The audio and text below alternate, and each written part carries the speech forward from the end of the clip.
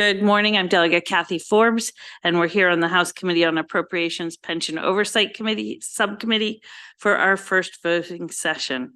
The first bill we'll consider this morning is HB 88.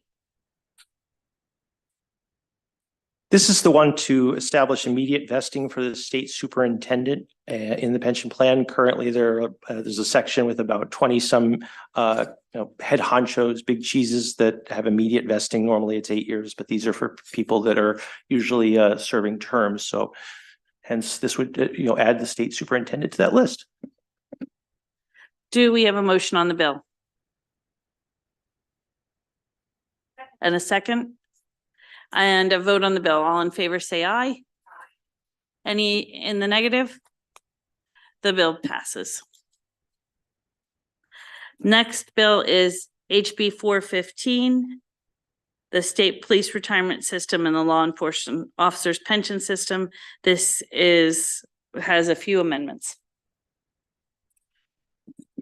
This one goes back to legislation that the legislature enacted last year to extend the deferred retirement option program for law enforcement officers for both members of the state police system and the law enforcement officers pension system, affectionately known as LEOPS. Last year, the legislature extended that period from 5 to 7 years. There was a technical boo-boo, and I have to admit, I think I drafted that one, so sorry. We said that you had to be retired by 60 in both plans. That's only for the state police, not for LEOPS.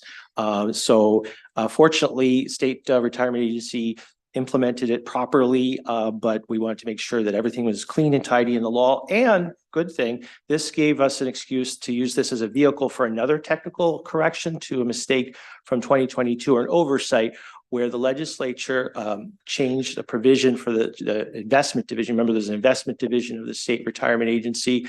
And for those people that are eligible for incentive compensation, originally, the law said that they couldn't take it with them if they left, but the legislature enacted changes in 2022 to say if you retire, then you could take if you're in the investment division and you retire, you could take whatever incentive compensation with you upon retirement.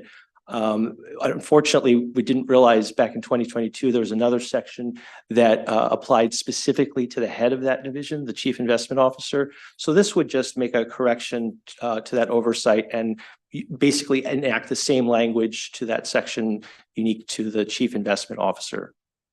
Is there a motion on the amendments? And a second? And is there a question, Delegate Acevedo? Yes, thank you, Madam Chair. Just a clarifying question, right? So we're doing some corrective work here. You said the retirement age is 60, right? And that it would now include, I'm sorry. Oh, yes. Sorry.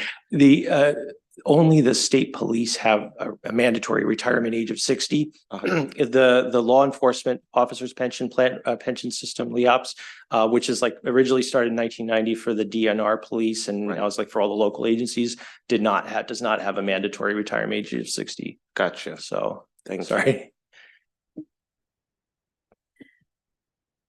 Are there any other questions? Discussion?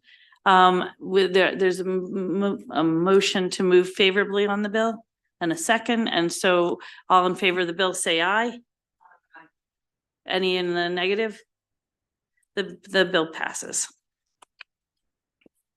Next bill we'll consider is HB 625, and the action on this is favorable with amendments here. This is one that cleans up the portion that talks about what the Board of Trustees has to provide to members. The bill currently that you see says that the board can provide the statement of benefits for what people know as the personal statement of benefits using MySRPS, the portal online. One of the amendments cleans up that whole subsection so that really distinguishes the information that's general to everybody, all 198 whatever thousand members of the system and the 170 some retirees out there. There's general information about the performance of the plan. So it creates a subsection that puts that stuff on the website, and then another subsection that says the board has to put these things on a personal access portal, My SRPS, which is lovely. If you ever have any questions, we can help you out. That's a wonderful tool. So that, and there's also while we're at it, an amendment that would basically broaden the educational requirements for members of the board. Currently, there's 8 hours of educational training for members of the State Retirement Agency's Board of Trustees. And it says in the statute that's for investments and fiduciary stuff. This would, the amendment here would expand it to say that the training, the 8 hours of training could be for investments, fiduciary responsibilities, but also all the other administrative functions of the board, like how the call center works and how the online portal works. In other words, the day-to-day stuff at the board that's really important to all the 400,000 members and retirees. So that's what these amendments would do. Thank you. Do we have a motion on the amendments? And a second? Any discussion on the amendments? If not, do we have a motion on the bill as amended? And a second? So all in favor of HB 625, say aye. Anyone opposed? The ayes have it. Moving on to HB 629. This is the one that updates the CPI, the Consumer Price Index. Currently, the statute says that the board uses for COLAs, for cost of living adjustments, the 1967 Consumer Price Index. The board is worried that that is going to be retired. This is a federal Bureau of Labor, God bless you, federal BLS, Bureau of Labor Statistics CPI. There's the more modern version is the 1982, 1984. That is the most recent version because the 80s are back. And so everywhere else in the annotated code, the Maryland statute, the law says 1982, 1984 CPI. So this would just align with everywhere else in the Maryland statute. Thank you, Joe. There are no amendments on this bill, so is there a motion on the bill? And a second? Is any discussion? All in favor of HB 629, say aye. Any opposition? The ayes have it. Thank you. And our final bill for this morning is HB 630.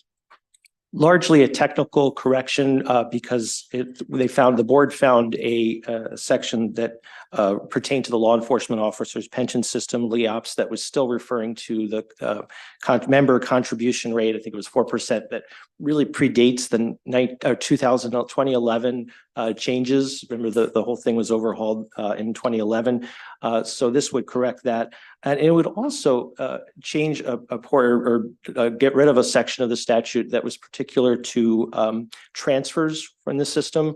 When you transfer from one system to another, currently the law says something about it's a bifurcated, it splits it in two, so that you have to take a little bit from the old system, a little bit of calculation from the new system if you retire within 5 years of transferring from one system to another. It's very impractical, and apparently none of the local boards or local pension agencies have been able to figure it out either over the years. It's been around for decades, but it's really just become impractical and kind of almost obsolete. So this would remove that. Thank you. This bill is an amendment, so is there a motion on the bill? And a second? Any discussion? Hearing none, all in favor of the bill, say aye. Any in the negative?